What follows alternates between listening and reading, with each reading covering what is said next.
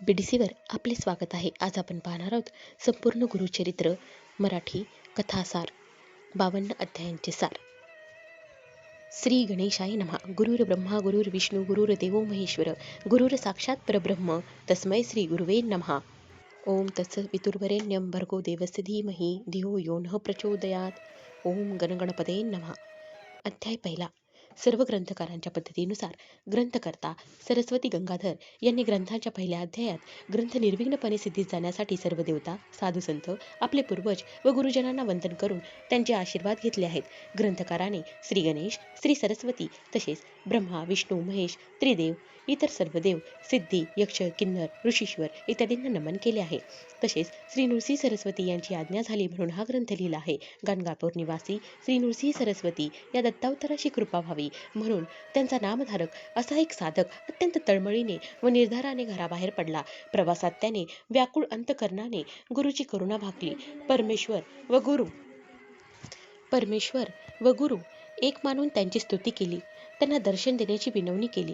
नामधारकाने अशी विनवणी केली तेव्हा कृपावंत गुरुनाथ वेगाने तिथे प्रकट झाले. वासरासाठी गाय जशी आतुरतेने येते तसे श्रीगुरु आपण होऊन त्याच्या जवळ आले. श्रीगुरुमुनी येताच नामधारकाने त्यांच्या चरणयुगलावर मस्तक ठेवून त्यांना वंदन केले. त्यांना आपल्या हृदय मंदिरात स्थान दिले. त्याचप्रमाणे त्यांची षोडोपचारे पूजाही केली. याप्रमाणे प्रथमाध्यायी मंगलचरण, मुख्य देवतांचे असे स्मरण, श्री गुरुमूर्तीचे दर्शन भक्तांप्रती झाले. आता दुसरा अध्याय. द्वितीयाध्यायी ब्रह्मोत्पत्ती, चारी युगांचे भाव कथिती, श्री गुरुसेवा दीपकाप्रती घडले असे कथियेले. अध्याय दुसऱ्यामध्ये पूर्वी गोदावरीच्या तीरावर अंगिरस ऋषींचा आश्रम होता. तेथे वशिष्ठादी अनेक ब्रह्मर्षी तप करत असत. त्यामध्ये पैल मुनींचा पुत्र वेदधर्म नावाचा एक विप्र होता. त्याला अनेक शिष्य होते. त्यापैकी दीपक नावाचा एक शिष्य होता. तो शिष्य मोठा गुरुभक्त होता. शास्त्री व पुराणे यांच्या अभ्यासात गुरुसेवा करीत असताना तो प्रवीण झाला. एके दिवशी वेदधर्माने आपल्या सर्व शिष्यांना एकत्र बोलविले आणि म्हणाला, शिष्यांनो, माझे एक पूर्वजन्मी केलेले कर्म आहे. मी सहस्रवधी जन्मात महापाप केले आहे. अनुष्ठान केल्याने त्यातील पुष्कळशी पापे धुवून गेली आहेत, परंतु त्यापैकी काही अजून उरले आहे. ते माझे मलाच भोगायला लागणार आहेत.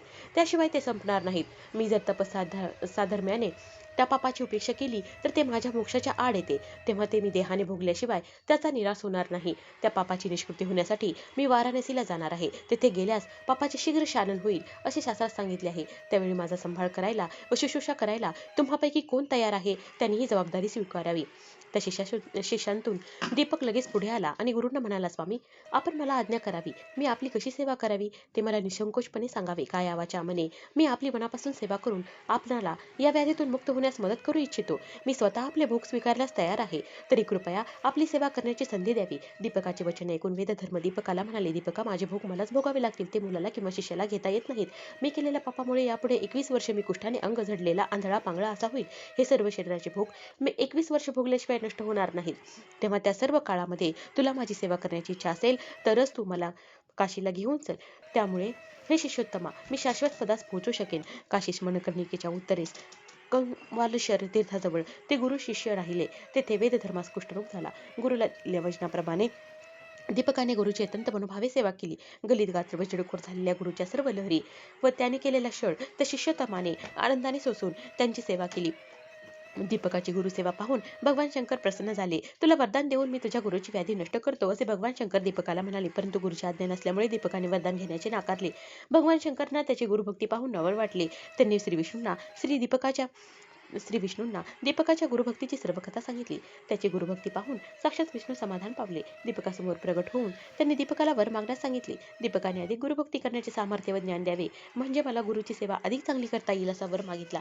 श्री विष्णू दीपकाला तसा वर देऊन अंतर्धान पावले. दीपक श्री गुरुजवळ गेला तेव्हा श्री गुरु त्याला विचारले, भगवान विष्णूने तुला काय वरदान दिले ते मला सांगावे. दीपकाने घडलेल्या सर्व वृत्तांत आणि त्याला मिळालेल्या वरदानाची सर्व हकीकत सांगितली. वेदधर्म आपल्या शिष्य दीपकाची गुरुनिष्ठा पाहून संतुष्ट झाले व त्यांनी दीपकाला, तू दीर्घायुषी होऊन तुला वाच्यसिद्धी प्राप्त होईल व यापुढे तू काशीपुराला निवास करशील असा आशीर्वाद दिला. याप्रमाणे वेदधर्म शिष्याला प्रसन्न झाला व त्या क्षणी त्यांचा देह व्याधीमुक्त झाला. अध्याय तिसरा. नामधारका अमरजम संगमा, श्री गुरु नेती आपले धामा, अंबरीश दुर्वास यांचा महिमा. तृतीय अध्यायी कथेला. पूर्वी अमरीश नावाचा एक राजा होता. तो निर्धारपूर्वक द्वादशी व्रत करीत असे. सर्व काळ हरिचिंतन करत असे. त्याच्या व्रताचा भंग करण्यासाठी दुर्वास ऋषी द्वादशीला अतिथी म्हणून त्याच्याकडे आले. ती द्वादशी अशी होती की सूर्योदयानंतर एका घटिकेच्या आत उपवास सोडायचा होता व अतिथी तर फार श्रेष्ठ होता. अमरीशला फार भय वाटू लागले. पारणे नीट पार पडले नाही पडेल की नाही अशी शंका वाटू लागली. दुर्वास ऋषी येताच अमरीशाने त्यांना नम्रपणे वंदन करून पाक्य, अर्घ्य इत्यादी देऊन त्यांची यथोपचार पूजा केली. त्याने दुर्वासाची विनवणी केली. आज एक घटिका साधन द्वादशी आहे, तेव्हा कृपा करून आपले प्रातः अनुष्ठान लवकर समाप्त करून भोजन घटिकेच्या आत यावे. दुर्वास ऋषी नदीवर आले. तिथे अनुष्ठान करता करता एक घटिका झाली. अमरीशाने आपला व्रतभंग होऊ नये म्हणून वेळेच्या आत तीर्थप्राशन करून उपवास सोडला. त्याने ऋषीच्या भोजनासाठी उत्तम पक्वाने केली होती. तोच दुर्वास ऋषी आले. त्यांनी राजाच्या मुखाकडे पाहिले व म्हणले, अरे दुरात्म्या, अतिथीला न देताच भोजन घेतलेस काय? ऋषी शाप देणार. तेवढ्यात अमरीशाने विष्णूंचे स्मरण केले. नारायण हा भक्तवत्सल आहे. तो अमरीशाचे रक्षण करण्यासाठी धावून आला. दुर्वासाने अमरीशाला शाप दिला. तुला प्रत्येक योनीत याप्रमाणे जन्म घ्यावे लागतील. तोच श्री विष्णू अमरीशाजवळ येऊन उभा राहिले. ऋषीचे वचन खोटे होणार नाही हे जाणून अमरीशाने श्री विष्णूंचे चरण धरले. विष्णू दुर्वासांना म्हणाले, तुम्ही माझ्या भक्ताला शाप दिलात, मी त्याचे रक्षण करणार. तुम्ही मला शाप द्यावा असे मला वाटते. ज्ञानी लोकांतही श्रेष्ठ लोक पृथ्वीवर युगानुयुक्त करतात व भूलोकी हरिचरणांची भेट दुर्लभ आहे. हा विष्णू आपल्या निमित्ताने लक्ष्मी सहित अवतार घेईल व भक्तांचा उद्धार करेल या हेतूने त्यांनी श्री विष्णूंना शाप दिला. तुम्ही भूलोकी अनेक स्थानी अवतार घेऊन जन्मावर तुमचे 10 अवतार प्रसिद्ध होतील. जगतपिता विष्णू याने आपल्या पुढील कार्यावर लक्ष ठेवून अशा प्रकारे शाप स्वीकारला. महाभारतात त्या दशावतारांची कथा, विष्णूंच्या अनंत स्वरूपांची कथा विस्ताराने दिलेली आहे. चतुर्थाध्यायी अनुसये प्रति छळावाय त्रयमूर्ती येती परितीचे पुत्र होती स्तनपान करीती आनंदे. ब्रह्मदेवाने आपल्या मनापासून 7 मानसपुत्र निर्माण केले. मरीची, अत्री, अंगरीश, पुलस्त्य, पुलक, क्रतू आणि वशिष्ठ या 7 पुत्रांपैकी अत्री हा मुख्य. यांच्यापासून गुरु परंपरा चालू झाली. अत्री ऋषींची भार्या अनुसया ही सर्व पतिव्रतांश्रेष्ठ व जगदंबा होती. तिच्या सौंदर्याचे लक्षण वर्णू शकेल असा कोणी नाही. प्रत्यक्ष चंद्रजीचा पुत्र, तिचे रूप काय वर्णावे. ती पतीची उत्तम सेवा करत असे. ती स्वर्गीचे ऐश्वर्य लवकरच घेईल म्हणून सर्व देव भयचकित झाले व चिंता करू लागले. इंद्र आदी देव एकत्र येऊन ब्रह्मा, विष्णू व शंकर यांच्याकडे गेले व त्यांनी अत्री ऋषींचे शुद्ध आचरण वर्णन करून प्रार्थना केली. अत्री ऋषींची पत्नी अनुसया काया वाचा मने व भक्तीने पतिसेवा करते. तसेच अतिथी पूजनही मोठ्या आनंदाने करते. कोणीही अतिथी त्या आश्रमातून विन्मुख गेला नाही अशी तिची ख्याती होती. तेव्हा आमचे स्वर्गस्थान टिकून राहण्यासाठी आपण काही उपाय करावा असे सर्व देव विनवू लागले. हे ऐकून ब्रह्मा, विष्णू, महेश हे पतिव्रता अनुसयेचा व्रतभंग करून तिला भूलोकी ठेवून किंवा विवस्नाचा पुत्र तो यम त्याचा नगरास पाठवू असे ठरवून निघाले. सतीचे सत्व पाहण्यासाठी त्या तिघांनी भिक्षुकाचे रूप धारण केले व अत्रींच्या आश्रमात अभ्यागत म्हणून आले. अत्री त्यावेळी अनुष्ठानासाठी गेले होते. तेव्हा ते तिघे इकडे आश्रमात आले आणि अनुसयेला आश्वासन देऊन म्हणाले, आम्ही अतिथी ब्राह्मण आहोत, भुकेने व्याकुळ झालो आहोत, तरी आम्हाला लवकर अन्न द्यावे, अन्यथा हे सती आम्ही दुसरीकडे जातो. तुमच्या आश्रमात अभ्यागताला नित्य अन्न संतर्पण होत असते अशी ख्याती ऐकली म्हणून आलो आहोत. हे ऐकून अनुसयेने त्यांना बसायला आसन देऊन अर्घ्य, पाद्य इत्यादी देऊन व स्नान करायला सांगून गंधाक्षता व पुष्प अर्पण केले. अतिथी म्हणाले, आम्ही स्नान करून आलो आहोत. अतिथी ऋषी येईपर्यंत फार उशीर होईल, तरी आम्हास लवकर भोजन द्यावे. अतिथीची अशी इच्छा समजून त्यांना भोजनास बसवायस आसने मांडली. शाकभाज्या व स्वयंपाक घेऊन आली. तेव्हा अतिथी म्हणाले, आम्हाला इच्छा भोजन हवे आहे. माता अनुसया म्हणाली, ठीक आहे, मी तुम्हाला इच्छा भोजन देते. मग तिने स्वयंपाकगृहात जाऊन अत्री ऋषींचे चरणांचे चिंतन करून मनात संकल्प केला, हे अतिथी माझे बालके आहेत. तो काय आश्चर्य, तिन्ही देव बालके होऊन भुकेने व्याकुळ होऊन रडू लागली. तेव्हा माता अनुसया त्या तिघांची शुद्धा शांत करते व त्यांना पाळण्यात झोपी घालते. अत्री भार्या अनुसयेसारखी श्रेष्ठ पतिव्रता पूर्वी कोणी पाहिली नव्हती. ती आता ब्रह्मा, विष्णू, महेश यांची माता झाली. तिची कीर्ती त्रैलोक्यात झाली. दुपारी अत्री ऋषी प्रसन्न मनाने आश्रमात आले. हीच खरी अतिथी येण्याची वेळ असते. त्याने आश्रमात येऊन पाहिले तर अनुसया गायन करीत आहे व पाळण्यात 3 बालके आहेत. अनुसयेने झालेला वृत्तांत अत्री ऋषींना सांगितला. ऋषींनी अंतर्दृष्टीने ओळखले की तिन्ही बालके म्हणजे ब्रह्मा, विष्णू, महेशच आहेत. त्यांनी लगेच त्यांना नमस्कार केला. ती बालके पाळण्यात राहिली. शिवाय तिघेही देव स्वतःच्या रूपात समक्ष उभे राहिले व अत्रींना म्हणाले, अत्री ऋषी, अनुसया, तुमचे तप व पातिव्रत्य अद्वितीय आहे. तुमच्या भक्तीने आम्ही संतुष्ट झालो आहोत. तरी जे वर आपणास इष्ट वाटेल ते मागावे. अत्री ऋषी म्हणाले, अनुसयेच्या इच्छेप्रमाणे ही तिन्ही बालके आमच्या घरी पुत्र म्हणून राहावीत. या तिन्ही बालकांनी एकरूप असावे. त्याप्रमाणे अनुसयेच्या घरी त्रिमूर्ती एक बालक म्हणून राहिले. त्यांचे नाव दत्तात्रेय असून सिद्धगुरूचे मूळ पीठ तेच आहे. पुढे ब्रह्मदेवाचा बालावतार हाच चंद्र आणि शंकराचा बालावतार हाच दुर्वास या दोघांनी अनुसयेजवळ आज्ञा मागितली. मी गगनात राहून नित्य तुझे दर्शन घेईन असे चंद्र म्हणाला व मी तपश्चर्या करण्यासाठी तीर्थयात्रेसाठी जातो असे दुर्वास ऋषी म्हणाले. विष्णू मात्र दत्त रूपाने अत्रींजवळ राहिले. पंचमी श्री दत्तात्रय धरी स्वये अवतार पिठापुरी श्रीपाद श्री वल्लभ नामधारी तीर्थयात्रेसी निघाले. कलियुगात पिठापूर या दक्षिण भारतातील एका नगरात आपटराज वसुमती हे ब्राह्मण दाम्पत्य राहत होते. त्यांना पुष्कळ मुले झाली, पण त्यातील 2च जगली. त्यातला एक आंधळा व दुसरा पांगळा होता. आपल्या कुळाचा उद्धार करणारा सद्गुणी मुलगा असावा ही त्या दाम्पत्याची फार इच्छा होती. एकदा त्या ब्राह्मणाकडे पितृश्राद्ध होते, भोजन तयार होते, ब्राह्मण अजून जेवायचे होते. तेवढ्यात भिक्षुकाच्या वेशात दत्त तिथे भिक्षा मागायला आले. तेव्हा सुमतीने त्यांना भिक्षा घातली व नमस्कार केला. दत्ताने त्यावेळी सुमतीला मातेजन्नी असे म्हणले व इष्टकामना पूर्ण होतील तेव्हा काय पाहिजे ते माग असे सांगितले. सुमती म्हणाली, तुम्हीच पुत्ररूपाने माझ्या पोटी जन्म घ्या व आमचे दैन्य दूर करा, तथास्तु या असा आशीर्वाद देऊन दत्त म्हणाले, जो पुत्र तुम्हाला होईल त्याच्या मनासारखे सर्व होऊ द्या. त्याच्यावर तुमचे सांगणे लादल्यास तो निघून जाईल. नंतर भिक्षुक तिथेच अदृश्य झाले. सुमतीने घडलेला सर्व प्रसंग आपल्या पतीला सांगितला. ब्राह्मण भोजनाआधी भिक्षुकाला अन्नदान दिले म्हणून पतीची क्षमा मागितली. तिचे बोलणे ऐकून ब्राह्मणाच्या मनाला संतोष झाला. तो म्हणाला, पतिव्रते, हे तू चांगले केलेस. त्यामुळे माझे पितर तृप्त झाले. पितरांसाठी म्हणून आम्ही कर्म करावे व ते विष्णूला अर्पण करावे. तो त्यांनी साक्षात आमच्या घरी येऊन भिक्षा स्वीकारावी याचे नवलच वाटते. पुढे कालांतराने सुमतीला पुत्र झाला. त्याचे नाव श्रीपाद ठेवले, कारण तो त्रिमूर्ती दत्ताने भक्तजनांचा उद्धार करण्यासाठी स्वतःच घेतलेला अवतार होता. पुढे त्या ब्राह्मणाने 7व्या वर्षी त्या मुलाची मुंज केली. श्रीपाद पुढे वेदपठण शिकला. मीमांसा, तर्क इत्यादी शास्त्रांचे तो सविस्तर विवरण करू लागला. आचार धर्म, व्यावहारिक धर्म, प्रायश्चित्त पंचे प्रकार हे तो सर्वांना सांगू लागला. ते ऐकून नगरातील सर्व लोक नवल करीत असत व हा पुढे मोठा कर्तृत्ववान अवतार होईल असे म्हणत वेदांतातील भाषांचा अर्थ तो ब्राह्मणांना सांगत असे. श्रीपाद 16 वर्षाचा झाला तेव्हा त्याचे आई वडील त्याचा विवाह करण्याचा विचार करू लागले. तेव्हा श्रीपाद म्हणाला, तुम्ही माझा विवाह करण्याचा बेत करता, पण मी माझा विचार करून ठेवला आहे. वैरागी हीच माझी पत्नी, तिच्याशीच विवाह करण्याची माझी इच्छा आहे. ती वैरागी स्त्री आणली तर मी विवाह करेन. मी तापसी आहे, ब्रह्मचारी आहे. योगश्री वाचून अन्य स्त्रिया मला नकोत. हे माझे बोलणे निर्धाराचे आहे असे समजा. माझे नावच श्री वल्लभ आहे. तेव्हा त्रिमूर्ती दत्तांच्या या अवतारात त्यांचे नाव श्रीपाद श्रीवल्लभ असे झाले. त्यांचे बोलणे ऐकून सुमती अत्यंत दुःखी अंतकरणाने श्रीपादाला म्हणाली, तुमच्यामुळे आम्हाला आमच्या दुःखाचा विसर पडला. तू आम्हाला म्हातारपणी सांभाळशील, आम्हाला देण्यापासून दूर ठेवशील असे वाटले होते. तुझे वडील बंधू एक पांगळा व दुसरा आंधळा आहे. त्यांचे पोषण आता कोण करील? आमचे रक्षण कोण करील? आईचे बोलणे ऐकून श्रीपादाने त्या दोन्ही भावंडाकडे अमृतमय दृष्टीने पाहिले. तो काय, त्यांचे वैगुण्य नाहीसे झाले. पांगळ्याला पाय, आंधळ्याला दृष्टी आली.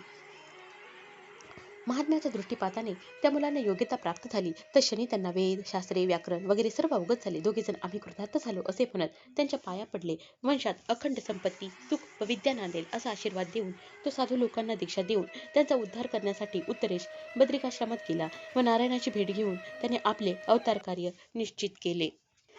6व्यात लिंग घेऊन रावण जाता गोकर्णी विघ्नेश्वरी विघ्न करून स्थापन केली तयाची. गोकर्ण महिमा असंख्यात राया प्रति गौतम सांगत चांडाळी उद्धरली अकस्मात. 7व्या अध्याय वर्णिती. पुलस्त्य या ब्राह्मणाची पत्नी कैकेयी ही मोठी ईश्वर भक्त होती. ती नित्यनेमाने शिवलिंगाचे पूजन करीत असे. त्याशिवाय ती अन्न ग्रहण करत नसे. एके दिवशी पूजेवेळी शिवलिंग काही केल्यास सापडेना. शेवटी आपला व्रतभंग होऊ नये म्हणून तिने मातेचे शिवलिंग तयार केले व ती त्याची पूजा करू लागली. त्यावेळी तिचा पुत्र रावण मातेच्या दर्शनासाठी तिथे आला. आईला नमस्कार करून त्याने मातेला विचारले, तू कोणाची पूजा करतेस व कशासाठी करतेस? तेव्हा कैकेयी म्हणाली, शिवलिंगाची पूजा केल्याने कैलासपद प्राप्त होते. तेव्हा रावण म्हणाला, मी तुझा पराक्रमी पुत्र असताना मृतिकेच्या लिंगाची कशाला पूजा करतेस? मी तुला कैलास पर्वतच आणून देतो. रावणाने आईजवळ प्रतिज्ञा केली, मी कैलासासह शंकर पार्वती यांना लवकरच लंकेत घेऊन येतो. असे म्हणून तो त्वरेने शुभ्रसुंदर कैलास पर्वताजवळ आला आणि आपल्या 20 हातांचा जोर लावून कैलास पर्वत उपटू लागला. शेवटी आपल्या 10 शिरांचा जोर लावून कैलास पर्वत उचलण्याचा प्रयत्न करू लागला. कैलासावरील देवगण भयभीत झाले. पार्वती भिवून शंकराजवळ आली. कैलासाला काय झाले, असे हादरे का बसतात असे विचारू लागली. तेव्हा शंकर तिला म्हणाले, तू चिंता करू नकोस. रावण हा माझा भक्त, भक्तीचे खेळ कळत आहे. हे ऐकून आपण सर्व देवगणांचे रक्षण करावे असे तिने शंकरांना विनवले. उमेची विनंती ऐकून शंकराने डाव्या हाताने कैलासाला दाब दिला. त्यामुळे रावणाची 10 मस्तके 20 हात पर्वत आणि जमिनीच्या सांध्यात अडकले. त्यामुळे रावण भक्तीने विनवू लागला व आपल्या ह्या संकटातून सोडवावे म्हणून प्रार्थना करू लागला. रावणाची विनंती ऐकून भगवान शंकराने त्याची सुटका केली. तेव्हा रावण शिवशंकरांना म्हणाला, कैलास पर्वत लंकेला न्यावा या कारणाने मी आलो आहे, कारण शिवशंकरांची नित्य पूजा करावी असे माझ्या मातेचे व्रत आहे. तेव्हा शिवशंकर म्हणतात, जर पूजेचे एवढे अगत्य असेल तर कैलासच काय घेऊन बसलास? मी तुला माझे मुख्य आत्मलिंग देतो. तुझ्या मनातील वासना पूर्ण करेल असे हे आत्मलिंग आहे. हे लिंग माझे म्हणजे प्राणच आहेत.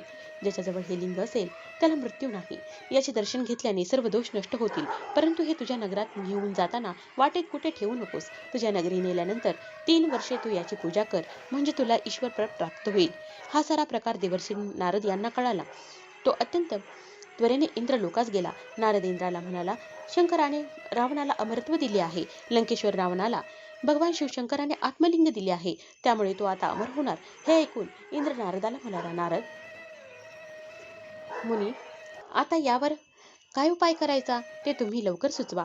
तेव्हा नारद मुनी यांच्या म्हणण्याप्रमाणे इंद्र नारदासह ब्रह्मदेवांकडे गेले व झाला प्रकार ब्रह्मदेवांना सांगितला. ब्रह्मदेव इंद्राला म्हणाले, आपण लवकर वैकुंठाला जाऊन श्री विष्णू यांना भेटूया. तोच यावर निश्चितपणे काही उपाय तेच निश्चित सांगू शकतील. तेथे भगवान नारायणाची भेट झाली. तो सर्व वृत्तांत ऐकून भगवान नारायण संतप्त झाले. देव कार्याचा नाश झाला असे म्हणून शिवशंकरांना भेटण्यास कैलासाला गेले आणि शंकरांना म्हणाले, आपण हे काय केले? रावणासारख्या क्रूर दैत्याला प्राणलिंग देऊन अमरत्व दिले. त्यामुळे सर्व देवपणा त्याच्या घरी गेला. तो आता स्वर्ग नक्कीच हस्तगत करेल. श्री विष्णूंनी आपल्या सुदर्शन चक्राने सूर्य झाकून टाकला आणि श्री विष्णू नारदाला म्हणाले, रावणाला स्नान संध्या वेळेवर करण्याची सवय आहे. तेव्हा तो पुढे जाऊन त्यांच्याशी बोलत बस. त्याला पुढे जाण्यास विलंब होईल. मी श्री गणेशाला विघ्न निर्माण करण्यासाठी पाठवतो.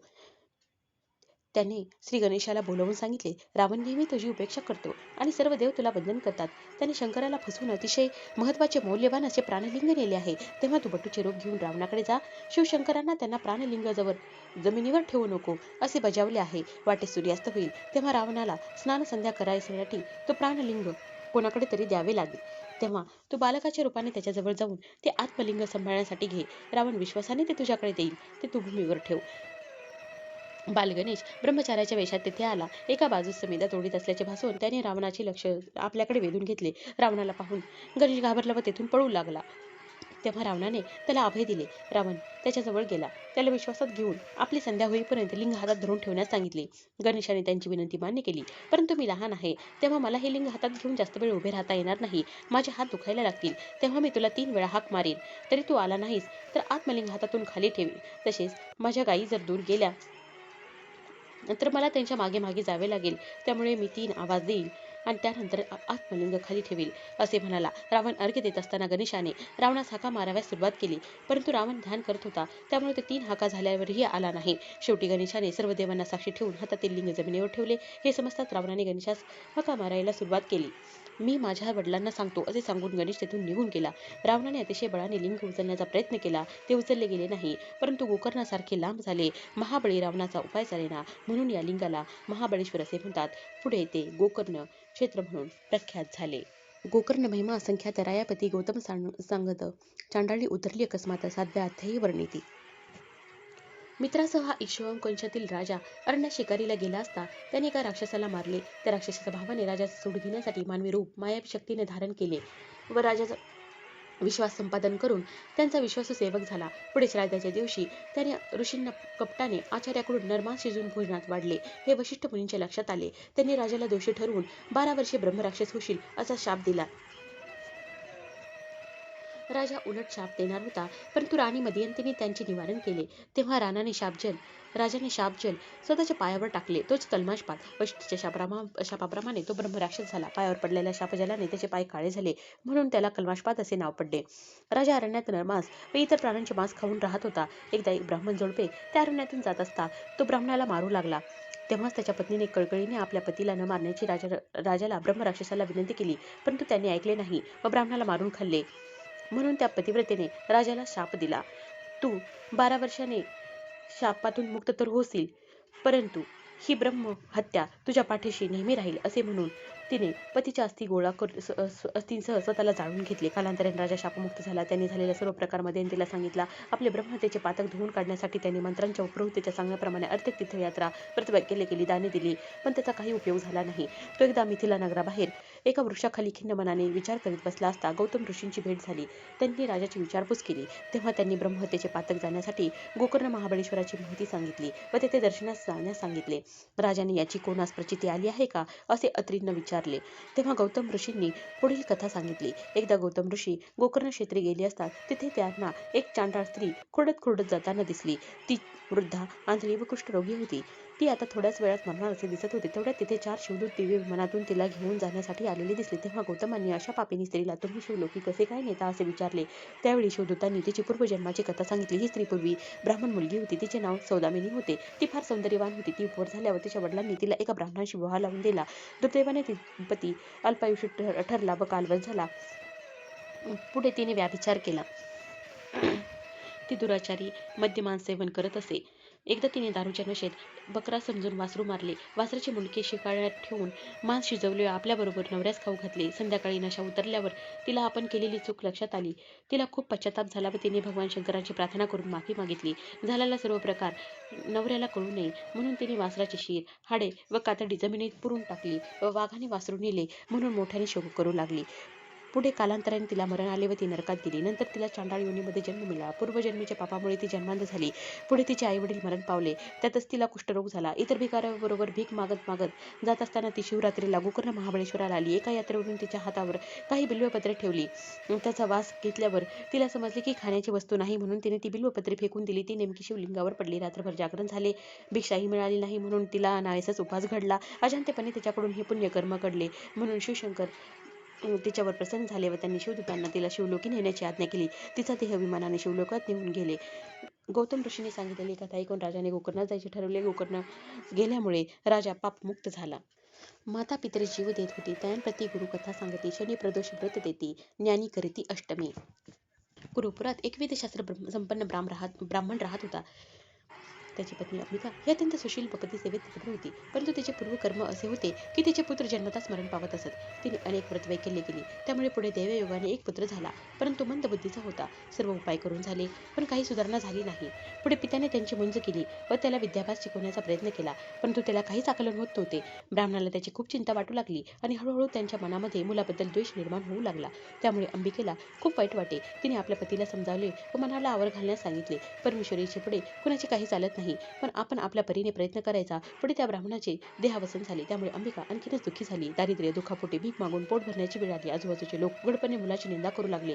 पुढे त्या मुलाला जननिंदा असह्य होऊन तो आपल्या आईला म्हणाला, मी तुझा मुलगा असून तुला पोसू शकत नाही. लोक माझी निंदा करतात तेव्हा मी अरण्यात निघून जातो. मुलाचे बोलणे ऐकून अंबिकेला खूप वाईट वाटले. ती आपल्या मुलासह आपला देह गंगार्पण करण्यासाठी निघाली. गंगा तिथे गेली असता तिला श्रीपाद यती गंगेत स्नान करताना दिसले. तिकडे मुलासह जाऊन त्यांच्या पायी नतमस्तक होऊन त्यांना आपली सर्व परिस्थिती सांगितली आणि आपण गंगेत प्राणार्पण करत आहोत असे सांगितले. तसेच आत्महत्या हे पाप आहे परंतु मला आता सर्व असह्य होत आहे तरी आपण आम्हाला तारावे अशी तिने श्रीपाद येतींना विनंती केली. तेव्हा श्रीपाद येतींनी तिचे सांत्वन केले. त्यांनी तिला शनिवारी प्रदोष असता शिवपूजा करण्यास सांगितले. या पूजेचे महात्म्य तिला पटावे म्हणून पुढील कथा सांगितली. राजा चंद्रसेन व त्याचा मित्र मणिभद्र यांच्याजवळ शंकराने दिलेला परिसाचा गुण असलेला चिंतामणी होता.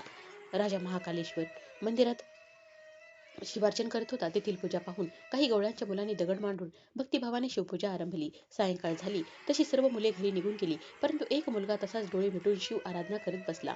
रात्र होताच त्या मुलाची माता तिथे आली व सर्व पूजा उधळून देऊन मुलाला मारत घरी नेऊ लागली. मुलगा रडू लागला व त्यातच दुःखावेगाने बेशुद्ध पडला. त्याच्या भक्तीने भगवान शिवशंकर प्रसन्न झाले. त्यांनी मुलाला दर्शन दिले व एक रत्नजडित देवालय तेथे निर्माण केले. त्याला वरदान दिले व त्याच्या सांगण्यावरून त्याला त्याच्या आईला क्षमा केली आणि तिच्या वंशात नारायणाचा अवतार होईल असा वर हनुमानांनी त्यानंतर दिला. कारण तिला प्रदोष समयीची पूजा दृष्टीस पडली होती.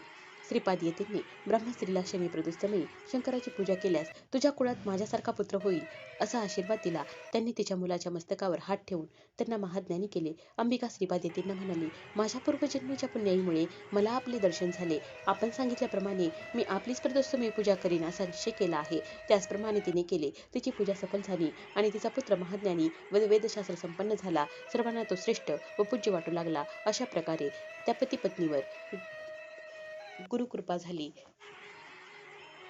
व पुत्र महाज्ञानी झाला. नवमाध्यायी रजकाप्रती कृपाळू गुरु राज्य देती. दर्शन देऊ म्हणती पुढती गुप्त झाले मग तेथे. कुरुपुरामध्ये श्रीपादांनी एका धोब्याला कसा अनुग्रह दिला त्याची ही कथा आहे. श्रीपाद स्वामी नित्यनेमाप्रमाणे गंगेवरती स्नान संध्या करण्यासाठी तिन्ही त्रिकाळ जात असत. त्या गंगेच्या काठावर एक धोबी रोज कपडे धुवायला जात असे व गुरुमूर्तींना नित्य नमस्कार करत असे. एक दिवस श्रीपाद धोब्याला म्हणाले, तू नियमितपणे निरपेक्ष बुद्धीने मला वंदन करतोस, तेव्हा तुझी ही भक्ती पाहून मी अत्यंत संतुष्ट झालो आहे. यापुढे तू काही नित्योपासना केलीस तर तुझी संसाराची चिंता दूर होईल. त्याप्रमाणे तो नित्यसेवा करण्यास आश्रमात जाऊ लागला. रोज आश्रमामध्ये झाडलोट करून सडाचं मार्जन करू लागला. तसेच पडेल ते काम सेवाभावाने मनोभावे करू लागला. एकदा वसंत ऋतूतील वैशाख महिन्यात त्या नदीतून एका नावेमध्ये बसून म्लेच्छ राजा आपल्या स्त्रियांसह नौकाविहार करताना त्याला दिसला. त्या सर्वांनी उत्तम आभूषणे वस्त्रे परिधान केली होती व त्याचे सर्व सैन्य नदी तीरावर थांबले होते. राजाचे सर्व ऐश्वर्य पाहून धोबीला नवल वाटले. आपल्या नशिबी आलेले दारिद्र्य पाहून तो दुःखी झाला. राजाची पूर्वपुण्याई म्हणून त्याला हे सर्व वैभव प्राप्त झाले. आपल्यावर गुरु कृपा होऊन असे ऐश्वर्य मिळावे अशी मनात इच्छा निर्माण झाली. श्रीपाद स्वामींनी त्याच्या मनातील इच्छा ओळखली. गुरूंनी त्याला जवळ बोलवून घेतले व कसली चिंता करतोस असे विचारले. राजाचे ऐश्वर्य पाहून माझ्या मनात असे सुख मिळावे अशी इच्छा निर्माण झाली व आपली सेवा करीत असतानाच मन विचलित झाले तरी मला क्षमा करावी. तेव्हा श्रीपाद स्वामी म्हणाले, जन्मापासून खूप कष्ट व हालअपेष्टा सहन करीत आहेस. तुझ्या मनातील तमोगुणामुळे तुला राज्यपद भोगावेसे वाटते. सर्व इंद्रियांचे शमन केल्याशिवाय मन निर्मळ राहत नाही आणि उपासनेमध्ये वितुष्ट निर्माण होते.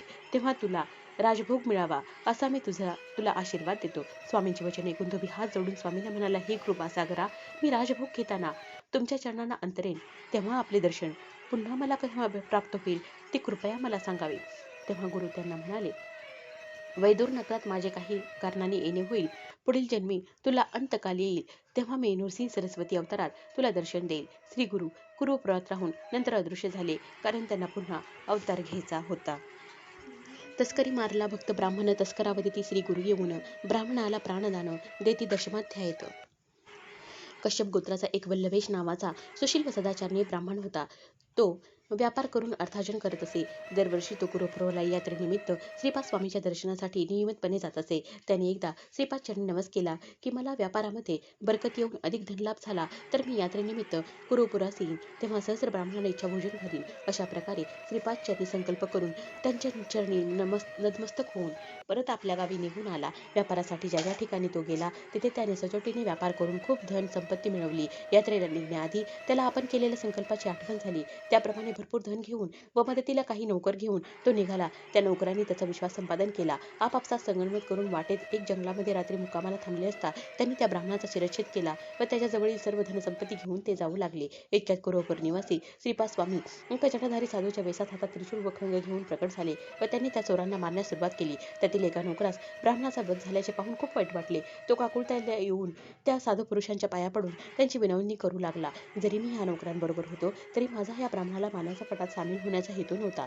तरी कृपया आपण मला मारू नये अशी मी आपणास विनंती करतो. स्वामींनी त्या नौकराला जीवनदान दिले व त्या ब्राह्मणाच्या अंगावर विभूती प्रोक्षण करून त्याला पुन्हा जिवंत केले. तसेच तो ब्राह्मण शुद्धीवर येईपर्यंत त्याचे व त्याच्या संपत्तीचे रक्षण करण्यास त्या नौकरास सांगून ते अदृश्य झाले. हा सर्व प्रसंग पाहून तो नौकर विस्मयचकित झाला. ब्राह्मण शुद्धीवर येईपर्यंत तेथे बसून राहिला. थोड्या वेळाने सूर्योदय झाला तेव्हा त्याने ब्राह्मणास हलवून त्यांच्या तोंडावर पाणी शिंपडून त्याला शुद्धीवर आणले. ब्राह्मणाला ते नौकर मेलेले पाहून अथंबा वाटला. त्याच्याजवळ बसलेल्या नौकराने घडलेला सर्व प्रकार त्याला सांगितला. सर्व धनसंपत्ती त्याने ब्राह्मणाच्या स्वाधीन केली. ब्राह्मण त्या नौकराबरोबर कुरुपुरास आला. तेथे श्रीपाद श्री स्वामी पादुकांचे यथासांग पूजन केले. केवळ श्रीपाद श्री स्वामींच्याच आशीर्वादामुळे आपण या संकटातून वाचलो व आपला पुनर्जन्म झाला याची खात्री त्याला पटली. नौकराच्या मदतीने त्याने सहस्र ब्राह्मणांना इच्छाभोजन घालून आपला संकल्प पूर्ण केला. त्या नौकरास थोडे धन बक्षीस देऊन त्याच्याबरोबर तो आपल्या गावी परत आला. माधव ब्राह्मण करंजपुरी, अंबा नामे त्याची नारी, नरसिंह सरस्वती तिचे उतरी, एकादशी अवतरले. पूर्वी कुरुपूर येथे जी विप्र स्त्री शनिप्रदोषमयी शिवपूजा करत असे व श्रीपादांची पूजा करत असे तो कथाभाग अध्याय 8 मध्ये आहे. त्या विप्र स्त्रीचा कालांतराने मृत्यू झाला. पुढील जन्मात ती कारंज गावाला वाजसनेय शाखेच्या ब्राह्मण कुळात जन्मास आली.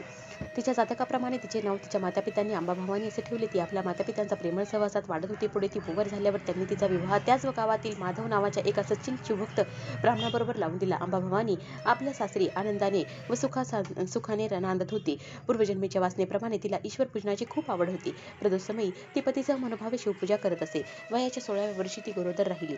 तिला उत्तम डोहाळे लागले. ते ब्रह्मज्ञान बोलत असे. ईश्वर चिंतनात सदोदित मन गुंतवत असे. 9 महिने पूर्ण झाल्यावर तिचा मुलगा झाला.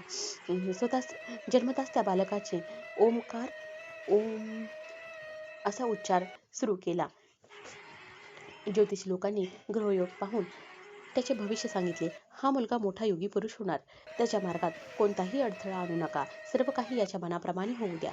यावेळी केवळ दर्शनाने पतित लोक पावन होतील.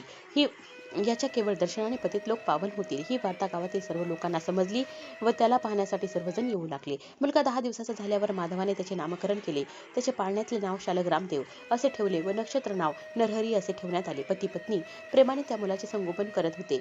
एके दिवशी अंबाभवानी आपल्या पतीला म्हणाली, माझे दूध मुलाला पुरेसे पडत नाही, तरी बालकाला दूध पाजण्यासाठी एखादी दाई पाहावी किंवा एखादी म्हैस मिळत असेल तर आणावी. ते ऐकताच बालकाने आपल्या हाताने स्पर्श केला. त्याबरोबर दुधाच्या धारा वाहू लागल्या. पुढे अंबाभवानी त्याच्या बोलण्याचा प्रयत्न करू लागली तेव्हा तिच्या लक्षात आले की हा ओम काराशिवाय काहीच बोलत नाही.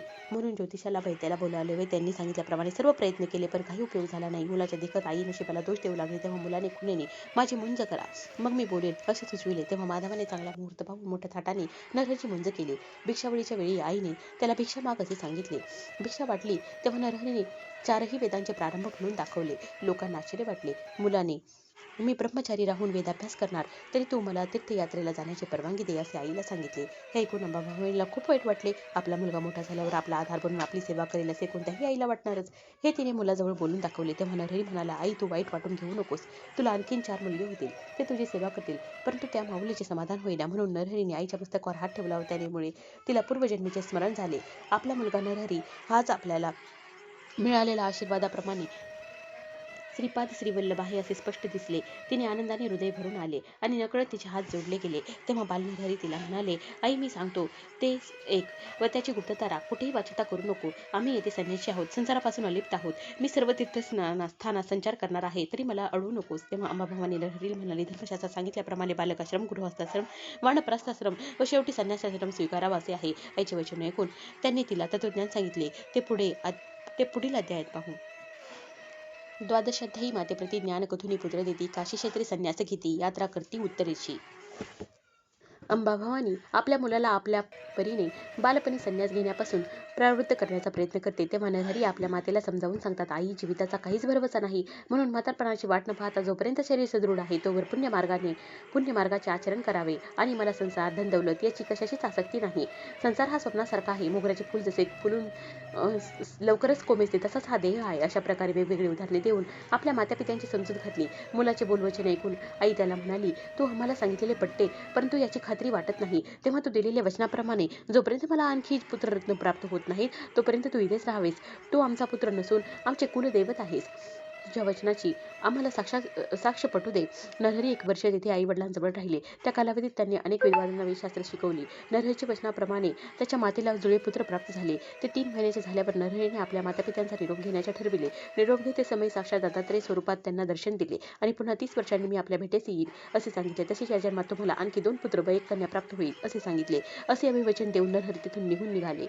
पुढे ते काशी क्षेत्रात गेले. तिथे कृष्ण सरस्वती नावाच्या वयोवृद्ध संन्यासी यतीने संन्यास धर्माचे पुनरुज्जीवन करून लोकोद्धार करण्यासाठी त्यांना संन्यास घेण्यास आग्रह केला. तेव्हा नरहरीने कृष्ण सरस्वतींना अधिकार ज्येष्ठत्व लक्षात घेऊन त्यांच्याकडून संन्यास ग्रहण केला. तेव्हापासून नरहरी नृसिंह सरस्वती या नावाने ओळखले जाऊ लागले. नृसिंह सरस्वती यांच्या प्रभावाने अनेक लोक त्यांचे शिष्य झाले. माधव सरस्वती हा त्यांचा अत्यंत प्रिय शिष्य होता. मातापित्यांचे करंजीपुरी भेटून येथे गोदातेरी कुक्षिवतेच्या विप्रावरी कृपा करीती त्रयोदशी.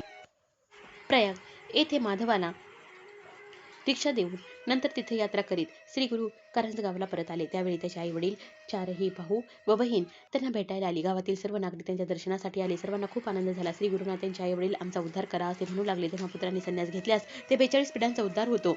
पूर्वजांना व वंशातील नंतरच्या लोकांनाही यमाचे भय राहत नाही असे श्री गुरूंनी सांगितले. पुढे श्री गुरु गौतमी गोदावरी नदीच्या तीरावरील तीर्थस्थाने पाहत चालले. मंजरिका स्थानी गुरूंनी माधवारण्य नावाच्या यतीवर कृपा केली. स्वामींनी त्याला निजरूप दर्शन दिले व नरसिंहांचे प्रत्यक्ष दर्शन होईल असा आशीर्वाद दिला. त्याला योगाचे ज्ञान दिले व ब्रह्मलोक प्राप्त होईल असे सांगितले.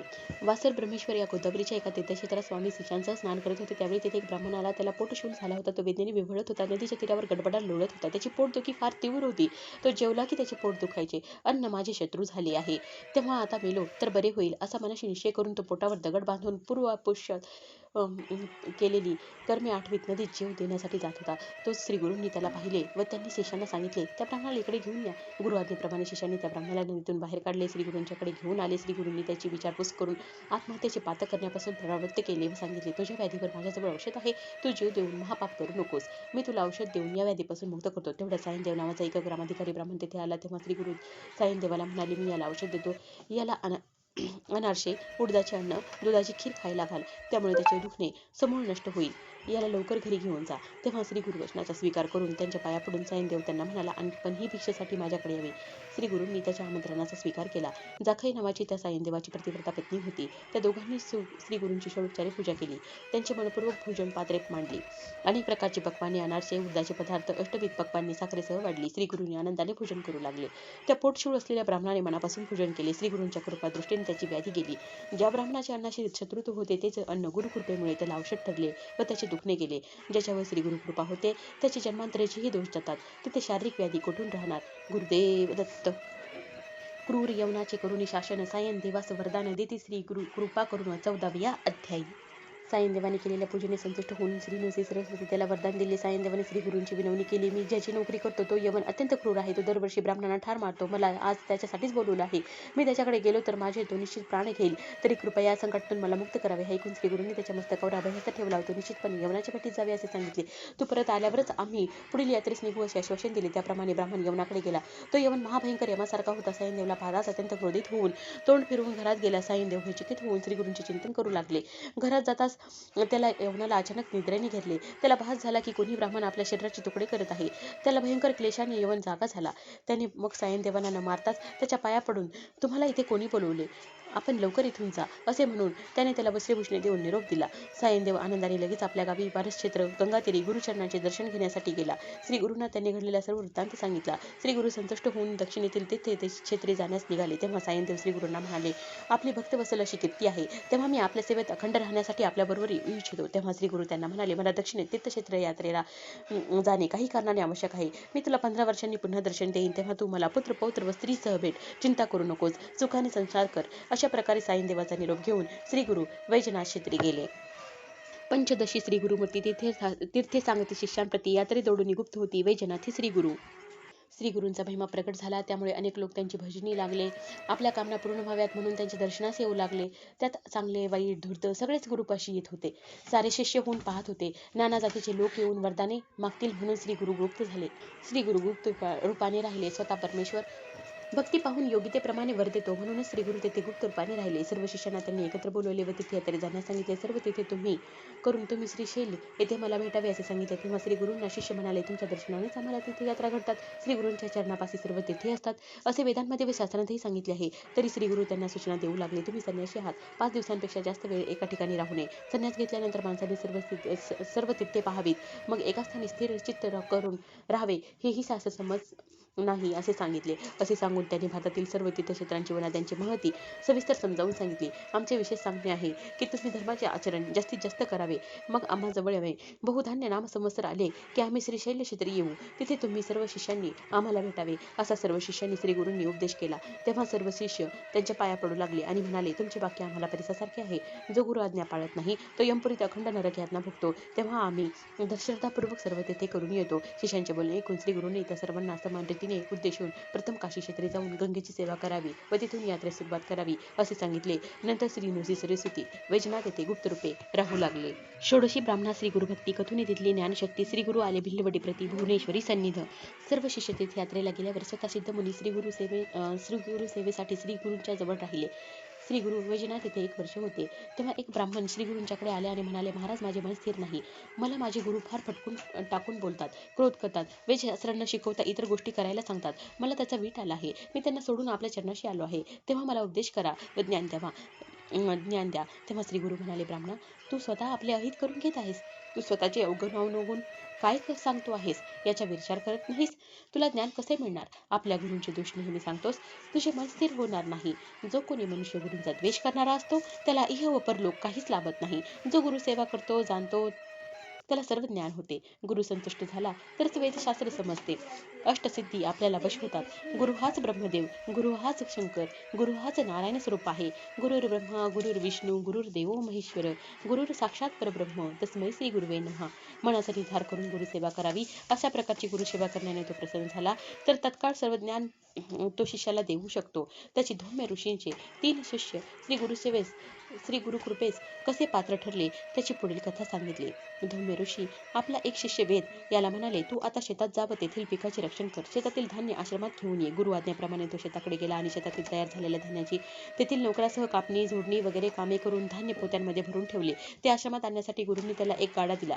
त्याला रेडा जुंपला व तो शेतातून धान्य आणण्यासाठी गेला. शेतातील 2 खंडी भात त्याने गाड्यावर ठेवले. एकीकडे रेडा व दुसरीकडे स्वतः असे दोघे मिळून गाडा आश्रमात आणू लागले. वाटेत एका ठिकाणी तो रेडा चिखलात रुतला. त्याला गाड्याच्या वजनामुळे पुढे जाता येईना, परंतु गाडा ओढताना त्याच्या गळ्यात फास बसू लागला. म्हणून त्याने रेड्याला गाड्यापासून सोडविले. शिष्यांनी केलेल्या प्रयत्नाची पराकाष्ठा पाहून गुरु त्यांच्यावर प्रसन्न झाले. त्याला आलिंगन देऊन तू वेदशास्त्रात पंडित होशील असा आशीर्वाद दिला. नंतर गुरु आज्ञेप्रमाणे तो आपल्या घरी गेला. अशा प्रकारे धौम्य ऋषींनी अरुणी व उपमन्यू या आपल्या इतर 2 शिष्यांची सुद्धा परीक्षा घेतली. त्यांची गुरुनिष्ठा व प्रेम पाहून त्यांनाही वेदशास्त्र संपन्न केले.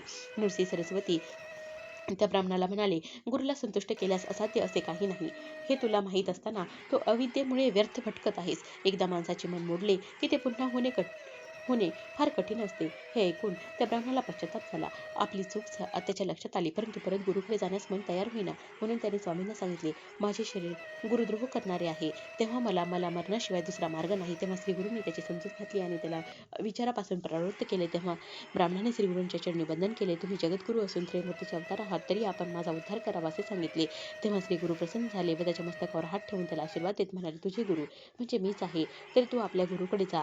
त्याप्रमाणे तो ब्राह्मण परत आपल्या गुरुकडे गेला. गुरुदेव दत्त. भुवनेश्वरीला मूळ ब्राह्मण जीवाची दोन्ही करी अर्पण. त्या श्रीगुरूंनी विद्या देऊन धन्य केला. सप्तर्षी करवीर क्षेत्रात एक वेदाभ्यास करणारा ऋग्वेदी ब्राह्मण राहत होता. तो शास्त्रे व पुराणे सांगत असे. त्याची कीर्ती संपूर्ण गावात झाली होती. शास्त्रे आणि व्याकरण त्याला संपूर्ण ज्ञान होते. तो निष्ठेने अनेक व नित्य कर्माचे आचरण करत असे. त्याला एक पुत्र झाला, परंतु तो जन्मापासून मंदबुद्धीच होता. दुर्दैवाने काही वर्षांनी त्या बालकाच्या आईवडील दुःखी असमाधानी अवस्थेत कालवश झाले. म्हणून तो आपल्या आजोबाजवळ आजीकडे राहू लागला. तो 7 वर्षाचा झाला तेव्हा त्याच्या आजोबांनी त्याची मुंज केली. आजोबांनी त्याला संध्या गायत्री मंत्र शिकवण्याचा प्रयत्न केला, परंतु शिकवलेले काहीच त्याच्या लक्षात राहत नसे. तेव्हा तो वेदाभ्यास तरी कसा करणार. त्याला शिकण्याची जिज्ञासा होती, परंतु मंदबुद्धीचा असल्याने त्याच्या काहीच लक्षात राहत नसे. जेथे कोणी अध्ययन शिकवत असत तेथे तो जाऊन शिकण्याचा प्रयत्न करत, पण तो लगेच विसरून जात असे. गावातील विद्वान लोक त्याची चेष्टा करत, निर्वसना करत, त्याला खूप टाकून बोलत. ब्राह्मण कुळात जन्माला येऊन सुद्धा तुझे जीवन व्यर्थ आहे. ज्याला विद्या असते तोच लोकात मोठा मानला जातो. विद्या ही ब्राह्मणाची ठेव आहे. ज्याच्याजवळ विद्या असते त्याला जीवनातील सर्व सुखे मिळतात. तो यशस्वी होतो. एखादी व्यक्ती वयाने जरी मोठी असली तरी त्याला विद्या प्राप्त नसेल तो समाजात पूज्य ठरत नाही. ज्या गावातील ब्राह्मणांना त्यांनी विचारले, माझी शिकण्याची खूप इच्छा आहे, तेव्हा या परिस्थितीत मी काय करावे. आपल्याकडूनच मला प्रेरणा व मार्गदर्शन व्हावे अशी मी आपणास विनंती करतो. तेव्हा ते ब्रह्मवृंद उपासाने त्याला म्हणाले, तुला विद्या प्राप्त होण्यासाठी पुनर्जन्म घ्यावा लागले. या जन्मात तुला विद्या प्राप्त होणे शक्य नाही. हे ऐकून तो बालक अत्यंत निराश झाला व तो गाव सोडून जाण्यास निघाला. वाटेत अरण्यातून जात असता अनेक वाईट विचार त्याच्या मनात येऊ लागले. दुःखीने मनाने जात असताना त्याला वाटले, मला सगळे लोक दूषणे देतात. आता मी जगून काय उपयोग आहे. जीव देण्याशिवाय मला आता दुसरा मार्ग नाही. असा विचार करीत तो चालत असता भिलवडी गावात आला. पोटात काही अन्न नाही. रात्रीची वेळ. अशा अवस्थेत तो गावातील जगन्माता भुवनेश्वरीच्या मंदिरापाशी आला. देवीने दर्शन घेतले. हात जोडून देवीला म्हणाला, माझी जीभ छाटून तुला अर्पण करत आहे. जर तू मला दर्शन देऊन यातून मार्ग दाखवला नाहीस तर माझे मस्तक मी तुझ्या चरणी अर्पण करेन. असा निर्धार करून देवीच्या पायाशी बसून राहिला. थोड्या वेळाने तो निद्रेच्या अधीन झाला. तेव्हा स्वप्नात देवीने दर्शन दिले व म्हणाले, बाळा, तू माझ्यावर रागू नकोस. कृष्णेच्या पहिल्या तीरावर लवकर जा. तिथे एक औदुंब वृक्षाखाली शंकराचेच अवतार असे महाबलशाली एक तपस्वी आहेत. ते तुझी इच्छा पूर्ण करतील. एवढे सांगून देवी अदृश्य झाली. असे नवलाचे स्वप्न पडले पाहून तो आनंदित होऊन तेथून निघाला व कृष्णेच्या प्रवाहातून पोहत पहिल्या तीरी आला. तेथे त्याला श्रीगुरूंचे दर्शन झाले. त्यांची चरणी मस्तक ठेवून मनामध्ये त्याची प्रार्थना केली. त्यांनी प्रसन्न होऊन त्याच्या मस्तकावर हात ठेवला. तेव्हा श्रीगुरूंच्या स्पर्शाने त्याची जीभ पूर्ववत झाली व तत्काळ त्याला ज्ञान प्राप्त झाले. त्याच्या हृदयात वेद, शास्त्रे, पुराणे, भाष्य, व्याकरण आदी सर्व ज्ञान प्राप्त झाल्याचे जाणवू लागले. परिसाचा स्पर्श होताच जसे लोखंडाचे सोने होते, तद्वत श्रीगुरूंचा स्पर्श होताच त्याला सर्व प्रकारचे ज्ञान प्राप्त झाले. गुरु महिमा असा असतो, ते ज्या स्थानी असतात त्या स्थानाची महती तितकीच थोर असते. गुरुदेव दत्त. घेवडा उपटून दारिद्र्याचा कुंभ दिदला हेमाचा, वर्णिला प्रताप श्रीगुरूंचा. 18 पंचगंगेच्या तीरी, ज्याला आता नृसिंहवाडी असे म्हणतात, नृसिंह सरस्वती 12 वर्षे राहिले. या पंचगंगा नदीतीरी नदीची थोरवी फार आहे. शिवा, भद्रा, भोगावती, कुंभी व सरस्वती या नद्या मिळून पंचगंगा नाव प्रख्यात झाले आहे. श्रीगुरूंनी गुप्तपणे राहण्यासाठी हे स्थान निवडले. त्या तीर्थक्षेत्राचा उपयोग पुढे भक्तजनांचा उद्धार करण्यासाठी होणार म्हणून श्रीगुरू तेथे प्रगट झाले. तेथे असताना श्रीगुरू भिक्षेसाठी अमरापूर गावात रोज जात असत. त्या गावात एक ब्राह्मण वेदाभ्यास करणार होता. त्याची स्त्री पतिव्रता होती. तो ब्राह्मण केवळ ब्राह्मणांकडूनच कोरडी भिक्षा घेत असे व आपली उपजीविका चालत असे. सात्विक वृत्तीने नित्य कर्म करत असे. त्याच्या घरासमोर दारापाशी एक मोठा घेवड्याचा शेंगाचा वेल होता. त्या वेलाच्या शेंगा कधी कधी गावात भिक्षा मिळाली नाही तर उदरनिर्वाहासाठी कामी येत असत. एके दिवशी श्रीगुरू त्या बिप्राच्या घरी भिक्षेसाठी आले. त्यांनी त्यांच्या आदराने स्वागत केले. भक्तीने षोडोपचारे पूजा करून घेवड्याच्या शेंगाची भाजी करून भोजन दिले. श्री गुरूंनी ब्राह्मणाला आशीर्वाद दिला की आता तुझे दैन्य दूर झाले, दारिद्र्य दूर झाले, आता सुखाने संसार कर. असे म्हणून जाताना अंगणातील दारापाशीचा पेल तोडून टाकला व संगमावर निघून गेले. हे पाहून त्या ब्राह्मणाची पत्नी व मुले यतीश्वराला दोष देऊ लागले. तो ब्राह्मणही संत्रस्त झाला. आपले दैव असे असेल तसेच होईल. तो आपल्या बायका मुलांची समजूत घालू लागला. पूर्वजन्मीचा पापपुण्याचा जसा ठेवा असेल त्याप्रमाणे आपण आपले कर्म भोगतो. दुसऱ्यांना दोष देणे मूर्खपणाचे आहे. तो आपला तारक म्हणून भिक्षेसाठी आला. त्याने आपले दारिद्र्यरूपी दोष नेला.